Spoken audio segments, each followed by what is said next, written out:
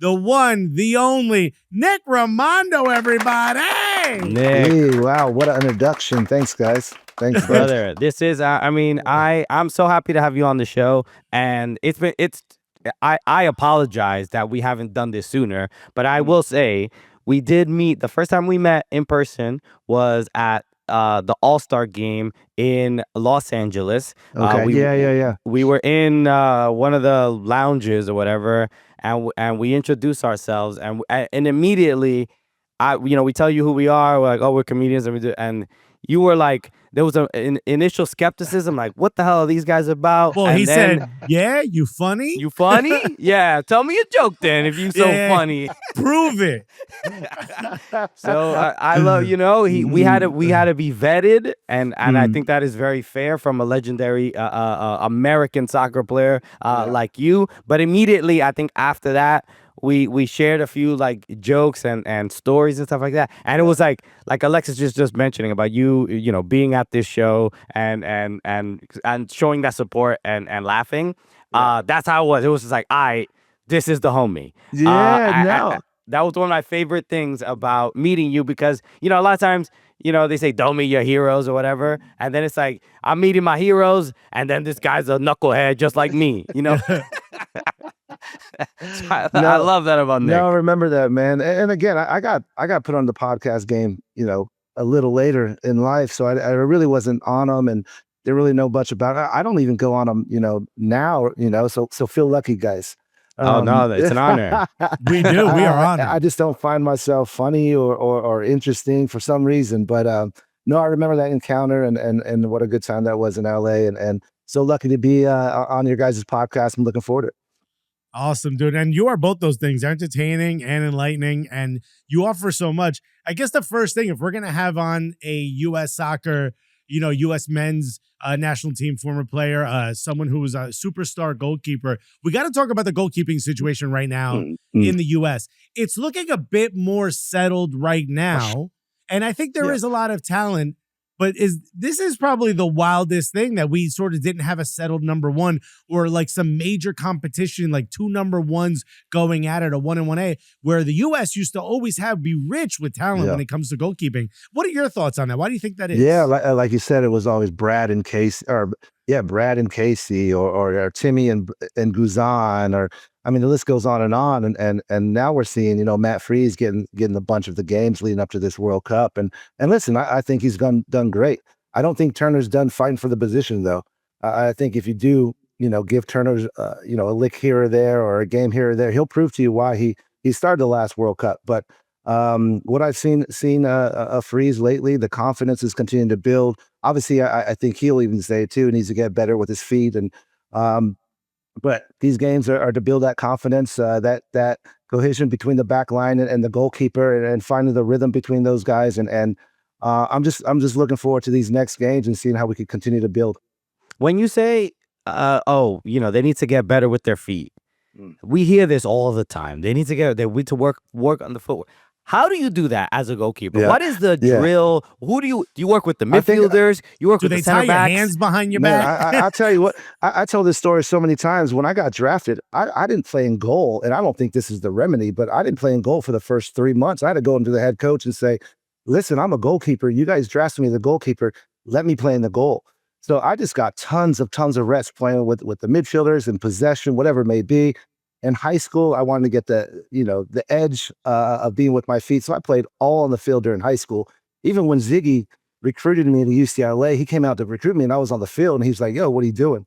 But for me, that was just my way to kind of stand out a little bit, because I wasn't this 6'1", 6'2" goalkeeper. I had to stand out in some other ways. So not saying that my feet were excellent or the best ever, but I had all right feet, and I think the head coaches of these teams saw that and definitely highlighted me to be on their team. But it's continued to be in possession, keeping the ball, being in situations where these teams high press, and being comfortable with the ball at your feet. You're provoking these players to come and building out of the back, and you get that through games, you get that training. Obviously, you get that with the players that you play with, and understanding how they play, how they want the ball, what foot they want the ball in. So there's a lot that goes into it. And do I think they have good feet? I do. I mean, from when I started, playing and was in, started playing professional soccer. I mean, the goalkeeper's feet were terrible back then. Yeah. You see where all the goalkeepers are now. Oh, it's tremendously better. And so I think Freeze is good with his feet, but that's a place where I think both Turner and Freeze could get better at.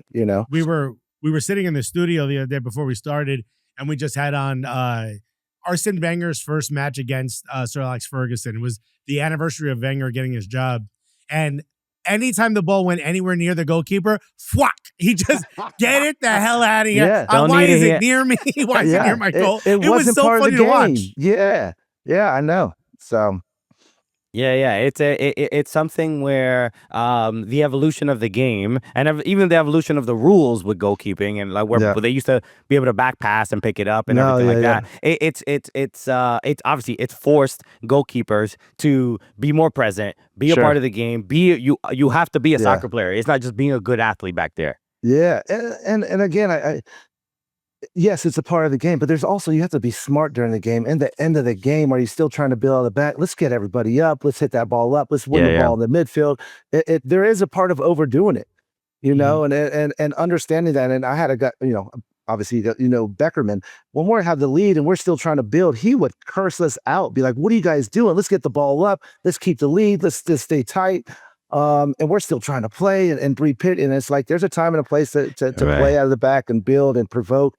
And there's a time to be smart and win the game, There's a new tactic that seems to be sort of creeping up. And I think because so many teams are now playing out of the back, there's so many teams are pressing. As a goalkeeper, a lot of times the center back will pass you the ball first, or you're sort of playing within your box.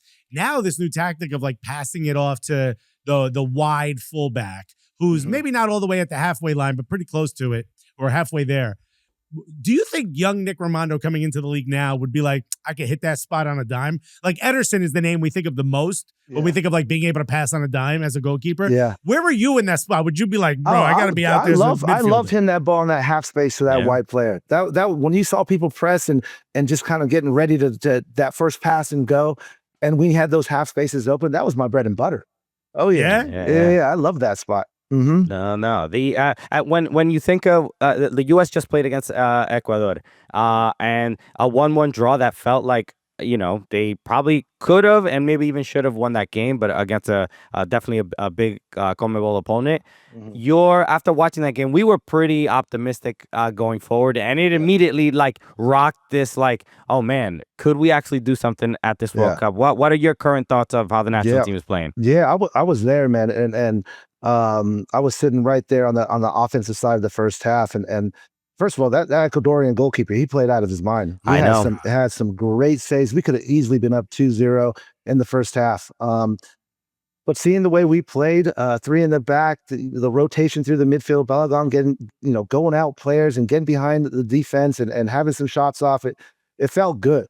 It felt really, really good. Like almost that, this team's, starting to come together and we're exploring a little bit more with formations and players in different spots and the depth that we have. And obviously it wasn't a win. We want to win. And it did feel good though. It did feel good for me. Tessman played great. Balogun, the left winger from Columbus, Max Arfsten. I thought he was fantastic. Me too. That was the first time I saw him play live, and I was like, okay, this kid really has it, man. So, and then you got Christian coming off the bench, Luna coming off the bench, and you're starting to see the firepower we have, and we're still ways away, and I think that's maybe why we're, the American, fans are so like giddy, is because we're so close to the World Cup. Ultimately, these games, they're leading up. It's going to help the team and find what formation we want to play, but ultimately, Pochettino's going to get criticized for the games in the World Cup, and that's what he's going to be judged on these World Cups. So if he could get us there in 9 months, great. I think everybody's going to be happy, man. These games, we're getting too caught up and how the guys are playing, and it takes a long time to create a culture and to find your players within your system to play the way that Pochettino wants to play. So I'm optimistic, man. I was happy with that game, and hopefully tonight when they play Australia, you continue to build on that. Yeah, Nick, I'm hoping you could settle an argument between Christian and I. That's just what I was going to ask. We're on the same page, Alexis and I. Okay, so I believe that since these are friendlies, it's probably good that we don't call in your written in marker, written in pen first teamers for every one of these. They already know how to play together. Let's go out and let this guy who just got here find depth and find players in the MLS or maybe in youth, maybe in reserve teams or maybe not in your superstar clubs, and find players that he believes he can trust in those dire moments to sort of fill in the empty spaces on the bench and fill out a roster. Christian, I don't want to put words in your mouth, but he believes these are important matches before the World Cup. We should be having our starters, and even though they're friendlies, we should be playing them as if they're meaningful matches, where I say the result doesn't matter, what happens within the game matters. Christian, am I wrong here? Yeah, pretty much. I mean, I think the result matters a little bit more to me than than Alexis, but overall, I think I would like to see a more solidified team that Pochettino sees at the World Cup, and a couple of changes here and there. I mean, they've been completely different rosters. There's a lot of turnover, and it makes me a little bit unsettled that he doesn't know who his starting 11 is going to be. Yeah, I mean, it goes both ways, right? There's a lot of time between. You got to pick a side, Nick. What are we doing here? Listen. There's a lot of time between, so he does have to find the depth. If something happens to a player leading up to the World Cup, you need to know who you're going to trust and come in. So you do have to have those people that come in with the depth and try to find these players. At the same time, listen, I'm not picking sides here. You want to get your team together. Out, Nick. You want to get your team together and play and know what this team can accomplish together and who those players are. So how about I mean I think the main sticking point for Alexis and I is the results. Yeah, he's like the results do not matter. What's the I'm most saying important that thing? they do. The final score, listen, or did you get the agenda right? For me, do the results matter? If it's a yes or I don't believe they do. Leading up to, we're not getting points. We're not going into the next round from these friendlies. We're not getting a trophy or hosting it up for these friendlies. We're finding our team. We wanted to make sure that these players get into our formation and how we're going to play the tactics. They understand it. That's a win for me. Is getting these players on the same page, finding our depth. Yes, the results do matter, but they will matter more so next year. Okay, I mean the point I always make. What I'm hearing is Alexis was right. That's what I'm hearing. So what? Like we have this argument all the time. If the U.S. wins 5 friendlies in a row versus losing 5 friendlies in a row, do they both not matter? Right? No, see, and that's a stretch, right? You do want a winning, confidence going into the World Cup. Yeah. So that's what I value in it. You're right. Yeah. Well, we're not losing 5 in a row. So we won this last, or we tied, and we'll be all right. We'll be all right. To me, it's more important to say, like, if you say to Arvston, I want to see you get up more. I want to see you send the corners. I want to see you link up with this player. If each of the players have an agenda, Tanner Tessman, I need you to control that back line. I need you to patrol in front, but I want to see you link up with this in the left. I want to see you, manage the space in the left. If each of those guys are hitting their things, and let's say we lose 2-1 versus Ecuador, I would walk away and go, yo, if I knew what the agenda was, obviously I don't as a fan, but if I knew what that was, I'd walk away going, yo, that was a successful match, even though the fans are screaming, yo, we lost, because who cares? We had this agenda. We match that. And also, we don't know who we're playing in the World Cup. So playing a South American team, maybe Tessman does well, and he's like, oh, wow, he plays really good against these, Latin countries or African countries. Maybe we're going to have these players on the field because this is what we did. We don't know who we're going to go up against. So every player is going to bring a different role to the team. And I think Pochettino's kind of looking at that as well. All right. Alexis was right. That's what everyone behind the camera I don't know. Agrees. I just got 2 thumbs up from Carter, so that's our producer. I'm happy to move forward. I want to ask about your Hall of Fame induction, which happened a couple months ago. This is just a really awesome thing to see, and I think especially after getting to meet you, it's one of those things where not only were we incredibly happy and proud, even if we hadn't ever known you, but it is beyond well deserved, and it really just highlights, and it's just something really cool to see that the people that are really what I think are the sort of the foundation of American soccer as we know it, with after the introduction of Major League Soccer, and you are one of these people. And even when you look at, I remember watching the documentary that MLS did about the Miami Fusion, and you being a part of that team, and Ray Hudson and everything. And it's one of those things where like what I really started really focusing on MLS in like 2006 or 5. You know, Freddie Adu around time. That's where I started paying attention to it. And then when you look back, you realize, like, man, like we wouldn't have even really had these moments with Beckham and Messi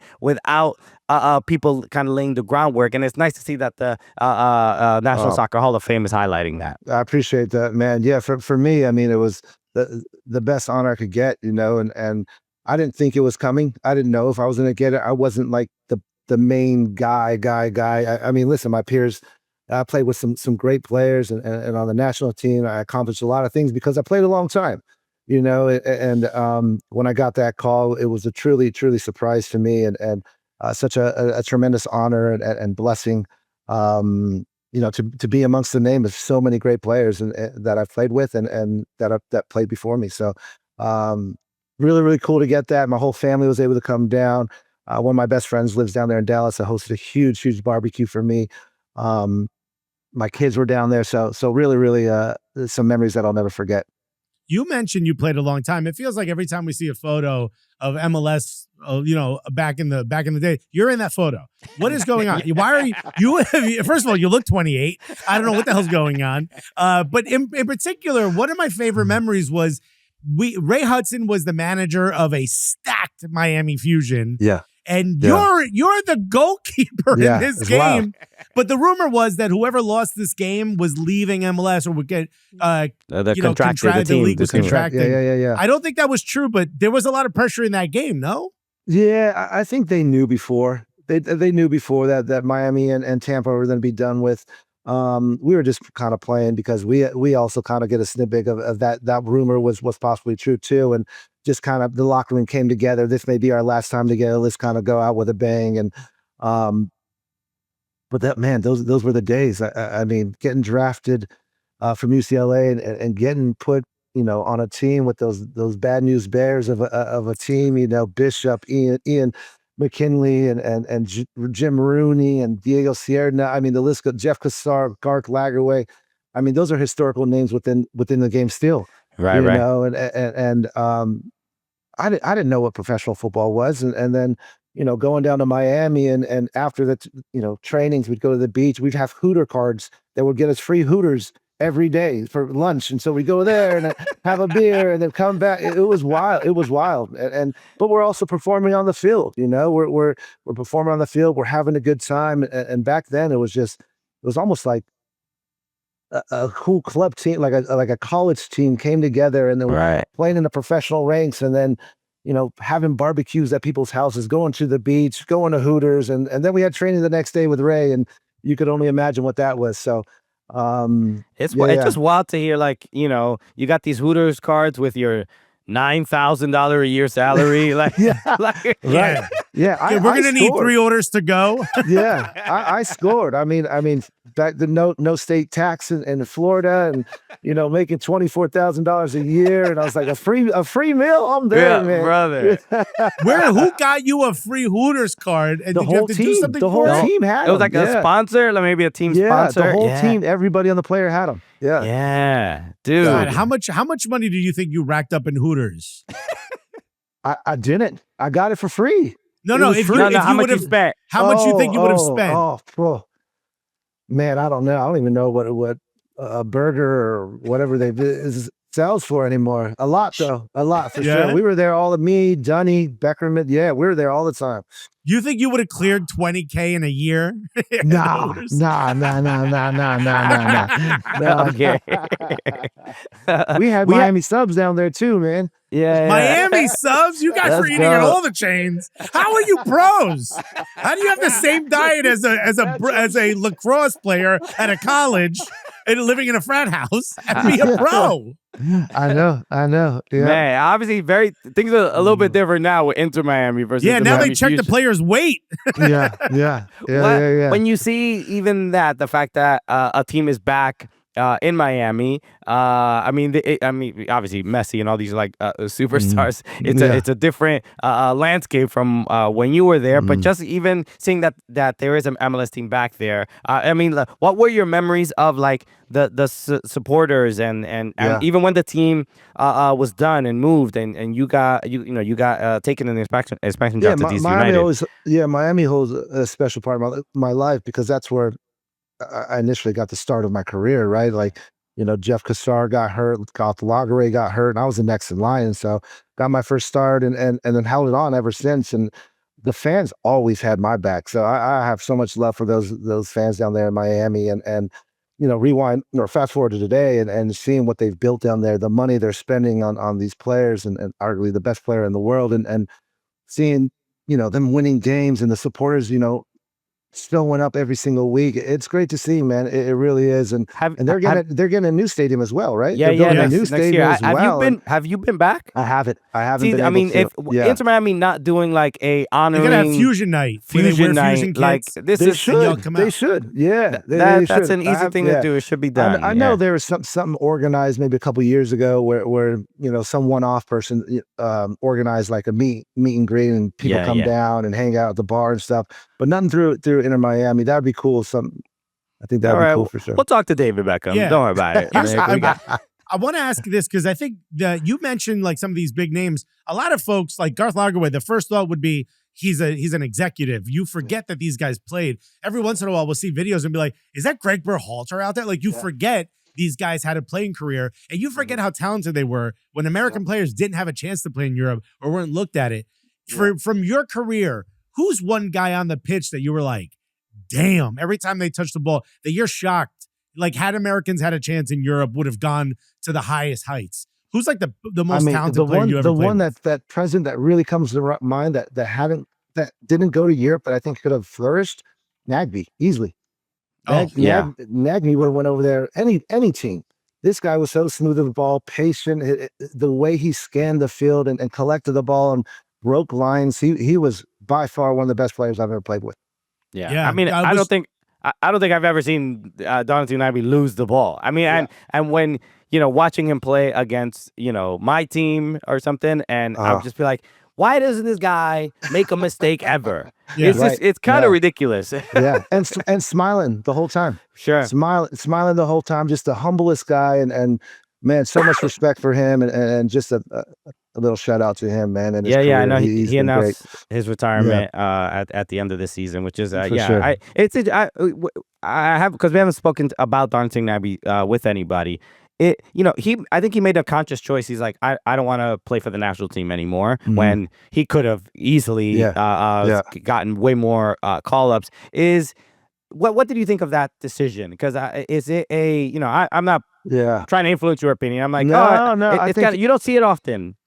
Yeah, I think everybody has their own path and vision, and I don't know the whole story around it. I want to say it's more so with being around for his family, and you can't doubt that. The guy wants to raise a family, and listen, he got his due here in MLS. He's got his his bag, and he played, and he wore his badge, and he raised the trophies everywhere he went. So you can't knock the guy's decision. It's not like he didn't get better or he didn't produce wherever he was. And for me, I would always answer that call. I'll be in camp. That was just the way I was brought up, and that was my path, and that's what I wanted to do. And but other people have other desires and interests and stuff on their plate that they want to cater to. And that was his.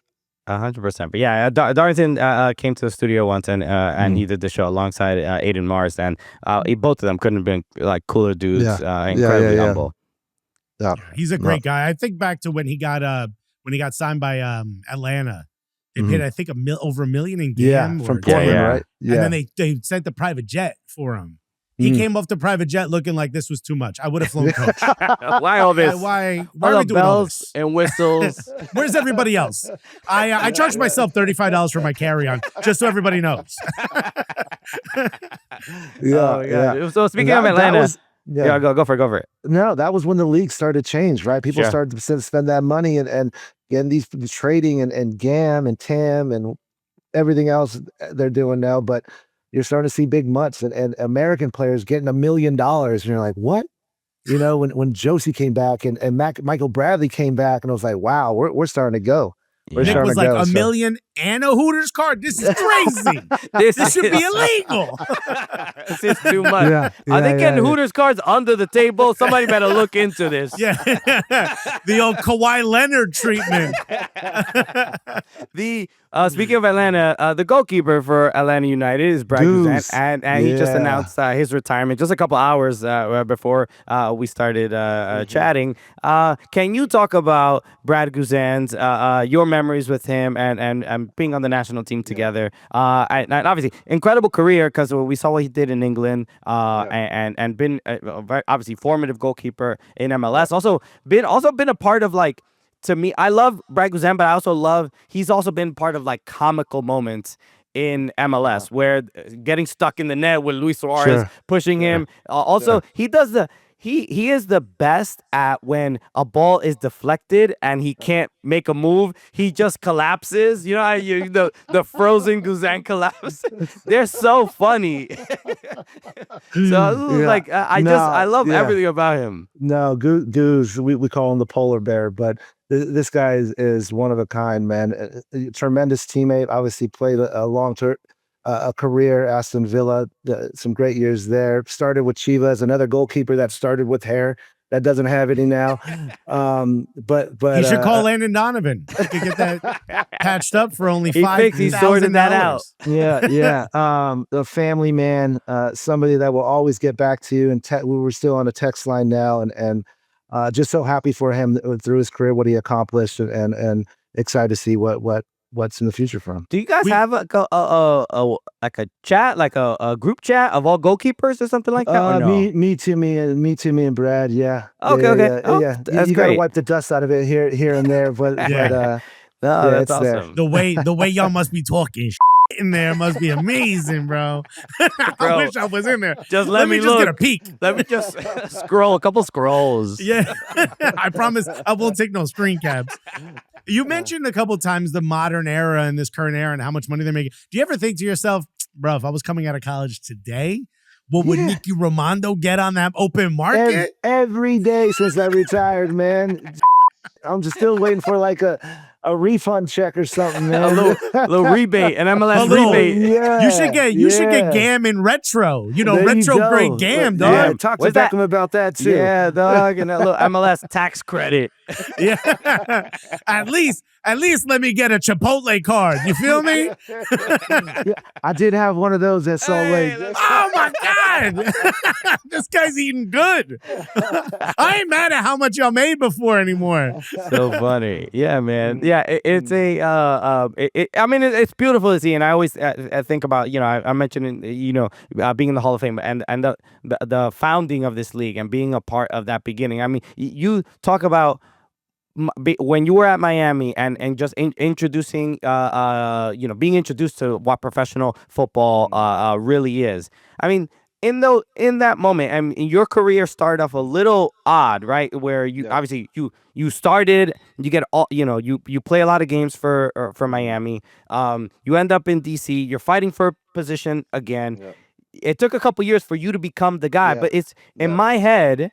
Nick Rimando has always been the guy, but those first few years, I mean, what was the transition to really becoming that lockdown starter and being that staple? You really find who you are as a player, but more importantly as a person. Those are rough times. I did my ACL at Giant Stadium. You're fighting to get your position back at DC United when you lose it, and there's a coaching change, and you're trying to keep your spot in Miami when the other two goalkeepers come back from injury, and there's a lot of things that go on in careers and that a lot of people don't know about it. And so it's tough.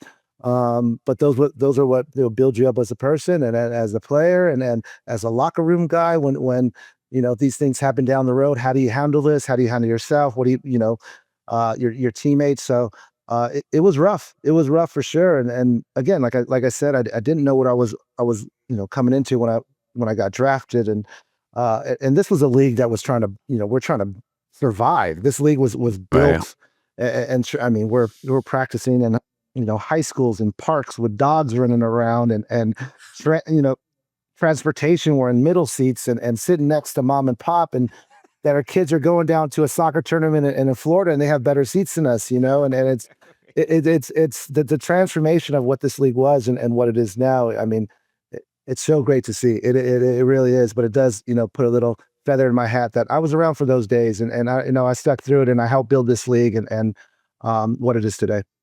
Right. What do you think about the next generation? Like a lot of times we talk about players when they're retiring, and how do you want to give back to the sport that gave you so much? Have you have you put any mind to it? You think Yeah, Nick Rimando, I mean, for coach? me, well, that's the thing, man. I did take a year off, and that was when I retired 2019. COVID was there. So I did have a year to kind of put my feet up, relax, and think about the things I wanted to do next. And listen, there's a lot, you know, a lot of opportunities. There's some MLS clubs calling, and I just wanted to relax, be with my kids, and it did give me a time to reflect on what I've done and where I want to be. And I missed the game, man. I did, and so that's when, you know, Real Salt Lake. That was my first opportunity to kind of put my foot in this coaching gig and see if I liked it, and started with the academy. Now I'm with the MLS Next Pro, and really like it, man. I really like it, and able to give back, you know, my experiences, my knowledge to these kids, and also with a foundation, Rise Athletics Foundation, we make soccer more accessible in the communities, and then we're opening up our third street soccer court. Yeah, third street soccer court on this Friday in less than a year. So it's been really cool to have the community come together at RSL and the Royals and make these community street courts a thing. So really happy about that. That's It's a awesome. beautiful Yeah. thing. We talked a little bit up front about you know the roast and the event that happened in Salt Lake. That was my first time in Salt Lake. Yeah. You're originally from California. I don't know how much time you spent in Salt Lake growing up. I don't know if that's where you summered, but for me, it was a bit of a culture shock. Yeah. Salt Lake is a little different. What was the first culture shock moment that you can remember from Salt Lake? Because it's a little different out there. Yeah. Well, for me, it was when I bought my house and I couldn't take my shirt off to mow the yard. I didn't want all the neighbors to see that I had tattoos, and so I was like, you know, had long sleeves on, and I wanted to be this like friendly neighbor that just moved in, plays for ourselves, you know, have a good name, and man, it was summer, and I was still in long sleeve shirts mowing my yard in the front yard in 2007, and you had to have. Also, you had to have what were they called? Like almost like passports to get into any bar you wanted to, passes. But that's all gone now. It's grown a lot. I would hate to see you back in 2007 here. It wouldn't have gone. It wouldn't have gone well. You would have left right away. But you know, Just my mouth would have gotten me in trouble very quickly. I would have at the airport. I think I would have. I also love just Nick Rimando wanted to be just like a hot, sexy dad mowing his lawn outside in Utah. I also think like, the why neighbors you- were like, "Who's that guy in a suit mowing his lawn?" No, but my neighbors are dope, man. They all welcome me, and it's just that perception that you think everybody has on you, or if you're not, you know, a certain religion, and it's not the case. Everybody's here is open arms to me and the fans and the community, and so I've got it good here. No, awesome. I've gone to Salt Lake. I went. I snowboard, so I went to Park City, and I hung out with RSL supporters in right before the season started, maybe like in 2018 or 19 or something like that. Okay. And they were awesome, super incredibly welcoming, great supporters. Yeah. I do want to ask one thing. We have a little game that we're gonna play later in just a second, but I want to ask about penalties because you are someone that even to this day, I know you were talking about you're not really on the podcast game. Everybody's talking about Nick Rimando in every podcast because especially Landon was talking about the goalkeeper he hated facing the most in penalties. Someone passed that on to me. Yeah, and it was you. But your name comes up me. a lot as far as a penalty stopper. I liked Landon's take because I just never really thought of this, but he was talking about how, you know, a lot of times people think that the more penalties you take, the better you become at it. But in reality, you actually get worse because the goalkeepers start to figure out some patterns and things like that. So when your mentality, your perspective as far as being such a good penalty stopper, what was your philosophy?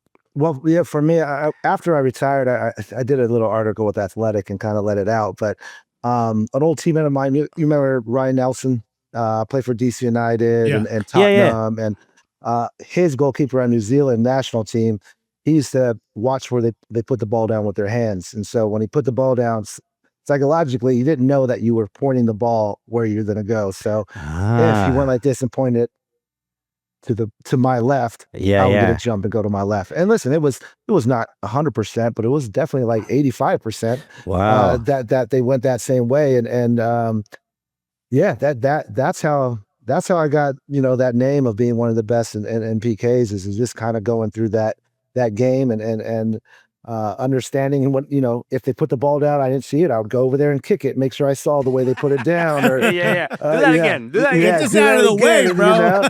And so I made made you sure. Tell the ref, look how you put the balls down on the spot. Make him do it again. 100%. And so that was kind of my jump on it. And now, I mean, back then there wasn't like video and tons of like scout and stuff. And so it helped me out a lot. Nowadays, they could determine where they're going to put the ball and where, and the percentages left and right, and how high, but I also think that kind of disrupts a goalkeeper. That's too much information. I always tell my goalkeepers, listen, this is what I do. You do what you want to do, but if you have a gut feeling, always go with your gut. Oh, I would never say anything if that guy puts that ball down and you have a hunch that he's going to the left, and you go to the left and he goes, great, man. Like that's like you got to support these goalkeepers, and you just got to give them the experience that you have, and hopefully, they gain some knowledge from that. Okay. All right. So interesting. So Christian mentioned it. We have a game we like to play on this show. It's called Pro Rel. So pro if you agree, rel if you disagree. You do not have to explain your stance. You're free to. You're free to. You don't have to. Yeah. Please do if you like. We're gonna make a statement. Pro if I'm with it. Yeah. Rel if I'm not. Okay. Yeah. Okay. So just that's it. So we'll make statements. You say whether you agree or don't. Chris, you want to go first? Yes. Okay. First one, pro or rel. Refs calling keepers stepping off the line during penalties is good for the game. Rel. Okay. Really? You want that angle? Yeah. You want to cut that off? Well, that's a part of it, right? You're trying to jump and like get like a good push, and like they already have the advantage. Right, I think they should score from the spot every single time, and so what's a little bit to give to the goalkeeper? Okay, that's fair. All right. This is the most talented U.S. men's national team pool of all time. Pro. Wow. Love it. Okay. Okay. I love it here. All right. How about this? Tall goalkeepers are better than short goalkeepers. Rel. Oh, okay. Okay. Is it just the lower shots? I gotta give my short goalkeeper some love, man. Jorge Campos is actually knocking on the door right now, bro. Thibaut Courtois is like, what? What are you talking about? All right. This is from a goalkeeper's perspective, but the player that's fouled for the penalty should have to take the penalty. Oh, it's so funny because on coaching, I make sure that they don't take the penalty. Yeah, I don't want them taking it, like, because I want the guy that got fouled not having to deal with the penalty shot and trying to the pressures of scoring, and if he got hurt during it. So I would say as a goal, you said as a what? As a goalkeeper, from your perspective. Yeah, bro. The dude that's hobbling right now, make him take it. Come here. The guy seeing the birds above his head, make that guy take it. Collarbone sticking out. Why, you want to take it? You scared? Oh, you gotta get stretched off the field. Well, then I guess there's no penalty. Let's move on. Okay, my last one. The early players who built MLS deserve much more respect. Pro. Okay. What a beach ball, Christian. Nah, man, we got it. Guys named Nick are really cool. Yeah. Pro or rel. The founding fathers, throwing bro. up that alley-oop. There you go. Yeah, for real. All right, this is my last one. There is no talent to long goal kicks. They're barely 50-50, and the game is better with keepers playing out of the back. There's no talent to goal kicks? To long goal kicks. They're barely 50-50. And the game is better when the keepers play out of the back. Pro. Whoa! Oh, interesting. I did not expect that. I didn't think you and I would be on the same page across the board. Yeah. Where's my Hooters card? You know what? I'm dying out here. Next time we all link up, we know where we're meeting. All right. Hooters. I've never been to a Hooters, so I'm excited. You haven't? I've never have. Oh, just don't eat the beans. That's the only rule. I've gotten very sick on those damn refried beans. Well, Nick Rimando, this has been an absolute honor, bro. And again, if you ever want to come back to the show, you're always welcome. If you're ever in New York, don't hesitate to hit us up. But yeah, dude, I mean, I don't even know. Again, a reminder, Rise Athletics, you have a pitch opening this Friday, you said? Yep. So this is coming out on Thursday. So tomorrow, if you're listening to this and you're in Salt Lake City, go show some support. Where's the pitch going to be at? Central Night, Salt Lake City, right there at the Mead underpass. So, Okay. I mean, people will know. People will know. We all been there. We all know the Mead underpass. So Go get your swig, dirty Sprite, and go down there and play some footy, bro. Yeah, you guys. I mean, Nick, you're on Instagram, I think. You post on there, so make sure you follow Nick Rimando on IG. Nick, do you have a nickname? Well, I feel like. Have you ever had one? I mean, they used to call me the Wall of the Wasatch here. Nick is usually what I go by. Right. And Dad. There you Dad, go. all right. Dad. Can I call you Dad, dude? I mean, you're gonna be healing a lot of childhood trauma if you let him call you that. Trauma gone. Nick Rimando, absolute pleasure, brother. Thank you.